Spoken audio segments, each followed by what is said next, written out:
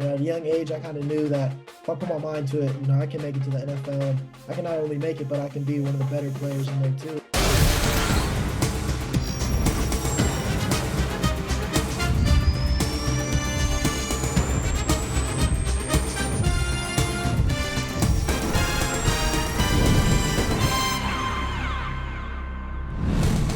Welcome into another special edition of the NFL on Fox podcast. We are continuing our look at this 2024 NFL draft class with another interview from one of this year's most exciting young prospects. Michigan wide receiver Roman Wilson joined the show to talk about his fit at the next level, helping to bring the Michigan football program to new heights, as well as the most interesting commute I've ever heard of. A really good chat with Roman Wilson. Check it out.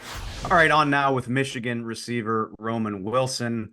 Just roughly 2.5 weeks until the NFL draft. Roman, I'm always curious when I talk to draft prospects. I mean, how hectic is it for you right now? I mean, you're on Zoom with me. How much time you spending on Zoom with these NFL teams? How much time you spending on flights? I mean, it just feels like a lot to keep track of. Yeah, it's been going really good for me. I've been enjoying it a lot. I mean, some people may be a lot, but I used to ask to be in this situation. But I mean, I have every other day I have a Zoom meeting with a team. I've only had 2 visits so far, so for me it hasn't been that crazy. And Zooms have been one of my favorite parts so far. Just getting to learn from coaches and talk about my game. It's just been very exciting.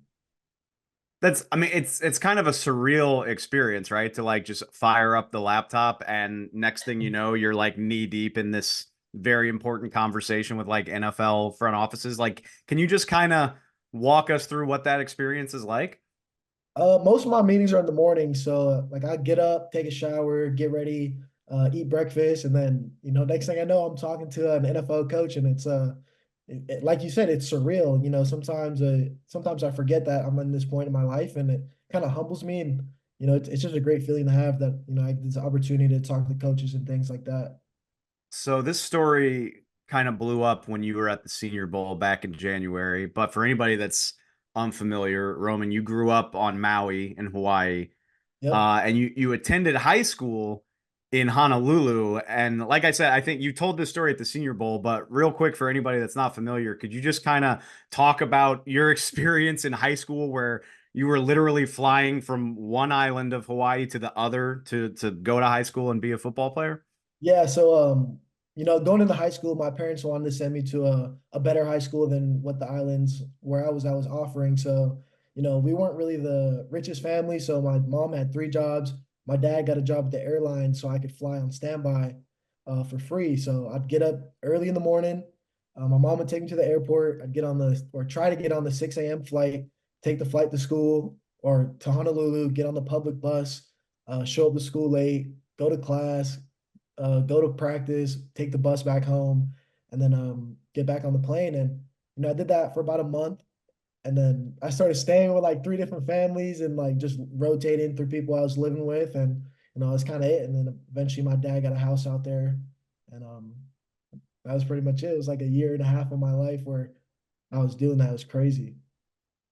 I know you haven't officially been drafted yet. You got a little ways to go. The goal is not realized, but with that being like on the horizon, like do you ever think about that and just like being able to tell yourself as a high school kid like, "Hey, this is where this is going to get me. Like this hard work is absolutely going to pay off."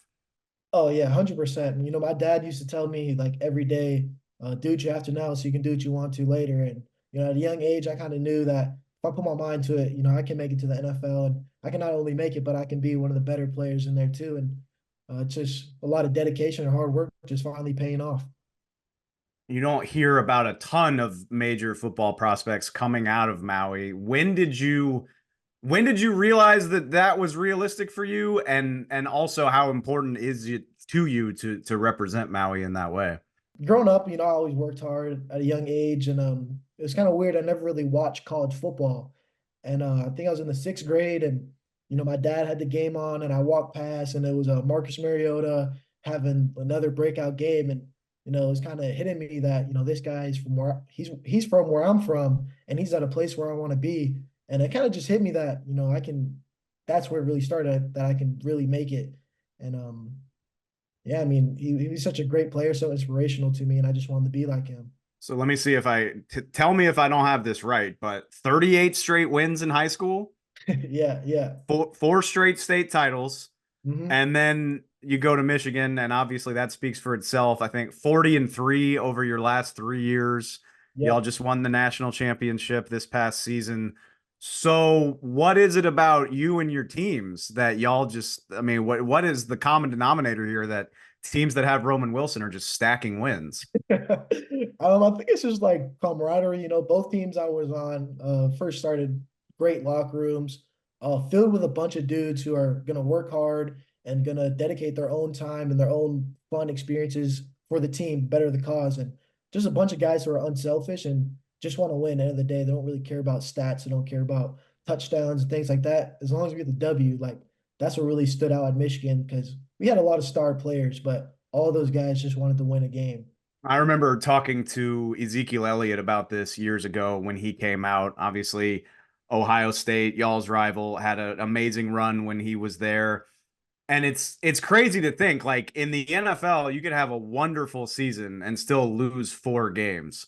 And I'm always curious, like for a guy such as yourself, do you think about that at all? That adjustment to where I mean, even if your team has success at the next level, it's not going to be quite like that. It feels like a little bit of a mental adjustment, knowing that you're very likely going to have to deal with more adversity in the NFL.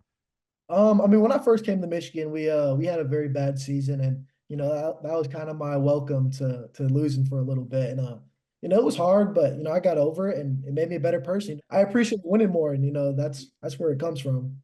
All right, let's talk about you, the receiver.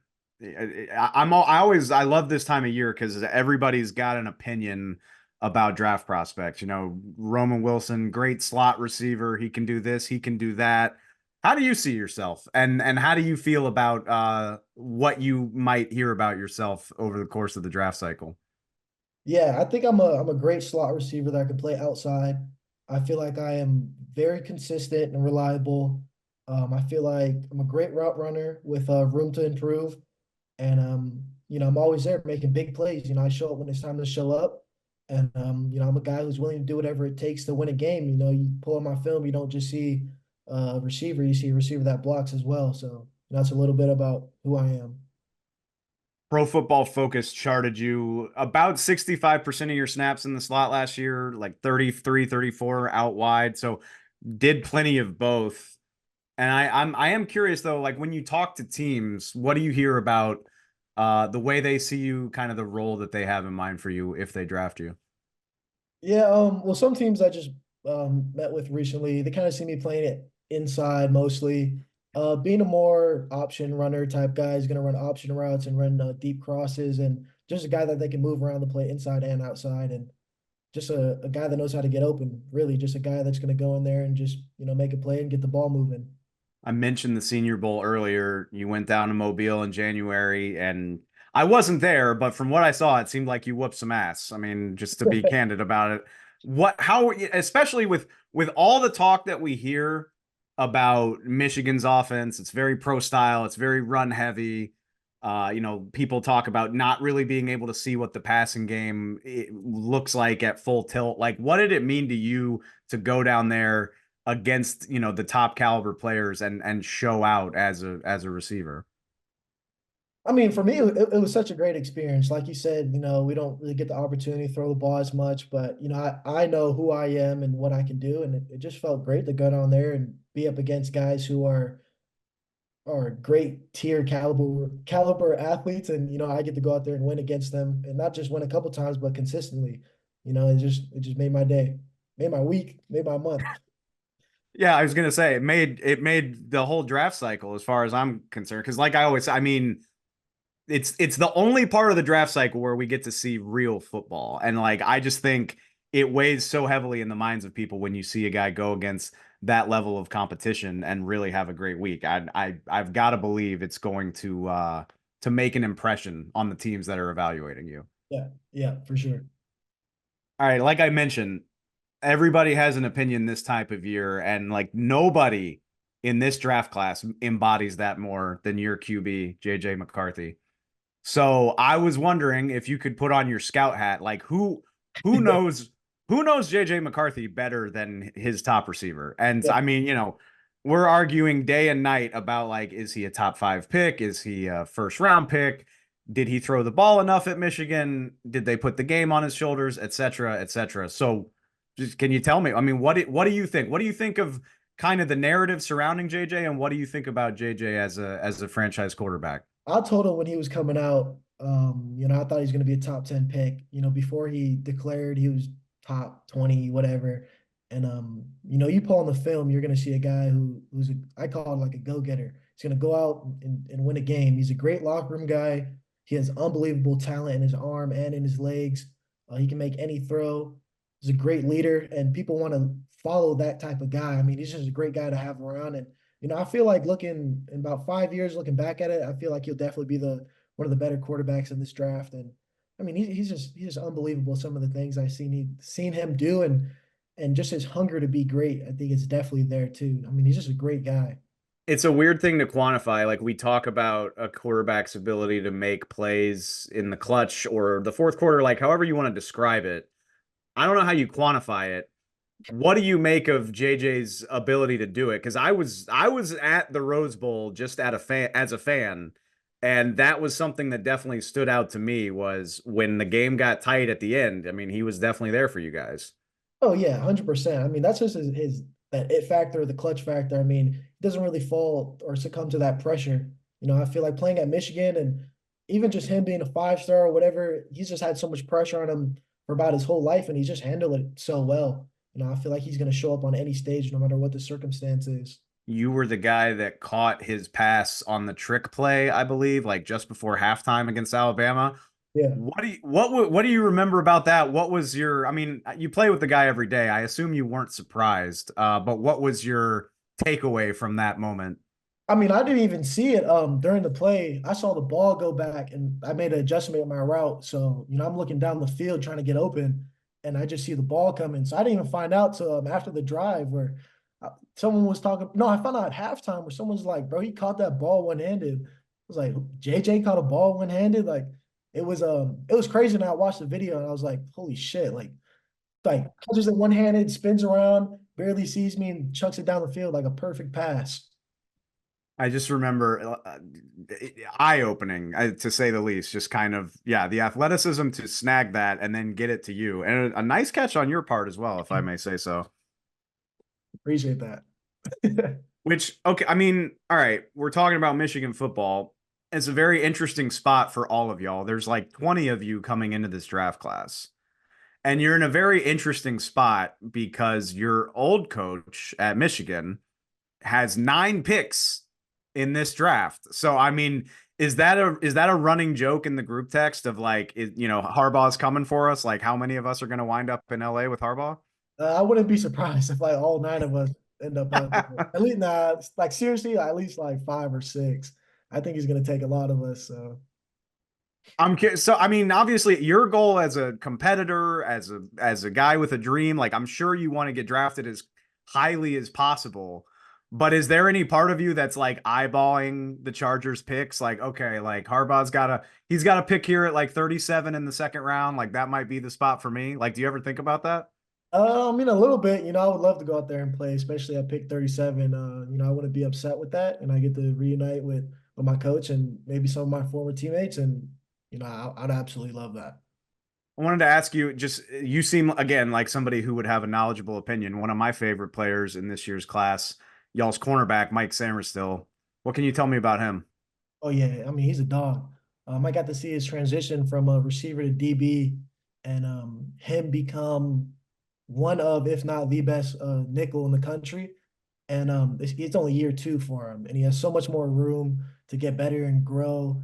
And he's just the jack of all trades. I mean, he could go out and play receiver right now, return punts, kick returns, DB, linebacker, anything. He's just a dog, and whatever team gets him is getting a dude who's gonna play in the league for a lot of years. I have a feeling a lot of you Michigan guys are. I mean, not that Michigan was like down. Obviously, I mean, it's been a very successful program, but like with the run that y'all have been on here since 2021, I guess. I mean, how much pride do you take in that, Michigan is one of these programs now that's, pumping 8, 10, 12 guys into the NFL on a pretty regular basis? Yeah, I take a lot of pride in that. I was part of that team in 2020 when we were down at Michigan, and just seeing the culture the culture shift, the team change and the coachings change, and everyone just adapt and get better and just build up this program from the ground up. It felt like at a time, Coach Harbaugh used to tell us like no one really talks about us anymore. No one really cares. Like let's create some noise around here. We did, and hopefully that can stay as long as possible. I just love Michigan for what they did for me, and what we built there, and it just means a lot to me. Safe to say y'all made some noise, and I have a feeling this Michigan draft class is going to do so as well. Roman, love chatting with you, man. I'm looking forward to seeing where you wind up, whether it's with Harbaugh or somebody else, and seeing what you can do at the next level, man. I appreciate the time. Yeah, thank you. Thanks for having me. Thanks one more time to Roman Wilson, and thanks to all of the prospects we've been talking to this spring. If you missed any of them, make sure you go check out our feeds on Spotify, on Apple Podcasts, on the YouTube channel at NFL on Fox. Been talking to guys every week during the build up to this draft. Roman, South Carolina quarterback Spencer Rattler. We talked to plenty of guys on both sides of the ball. Make sure you're checking those interviews out wherever you get podcasts, wherever you get your NFL content. We will be back with another one before too long. I'm confident of that. Thanks again for the time. I'll talk to y'all soon.